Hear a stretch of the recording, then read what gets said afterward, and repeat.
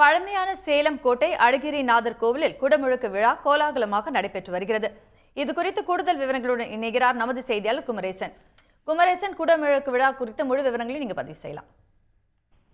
அதாவது சேலம் மாநகரின் மையப்பகுதியில் திருமணிமுத்தாறு கரையோரமாக வீட்டிருக்கிறது கோட்டை அழகிரிநாதர் சுவாமி திருக்கோயில்.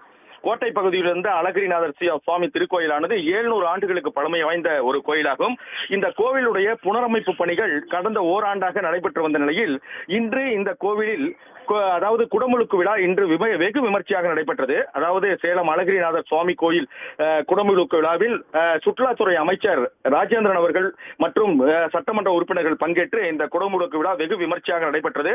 குடமுழுக்கு விழாவை ஒட்டி 3 நாட்களாக யாகசாலை பூஜைகள் நடைபெற்றது.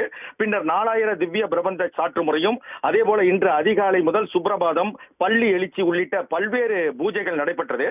யாகசாலை பூஜைகள் நிறைவடைந்த நிலையில் காலை 10 மணி அளவில் யாகசாலைகளில் இருந்து எடுத்து வரப்பட்ட அந்த கலசங்கள் மகா குடமுழுக்கு விழா மூலமாக வெகு விமர்சையாக நடைபெற்றது. அப்பொழுது கோவிந்தா கோவிந்தா என முழக்கங்கள் எழுப்பியபடி பக்தர்கள் குடமுழுக்கு விழாவில் கலந்து கொண்டனர் மற்றும் கோபுர தரிசனத்தை பங்கேற்றார்கள்.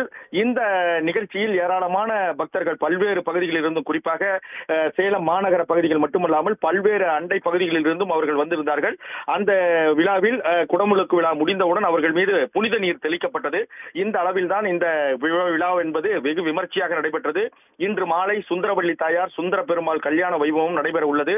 700 ஆண்டுகள் பழமை வாய்ந்த இந்த கோட்டை பெருமாள் கோவில் என்பது அழகிரிநாதர் சுவாமி கோயிலாக அழைக்கப்படுகிறது. இதற்கு பல்வேறு சிறப்புகளும் உள்ளடக்கி இருக்கிறது.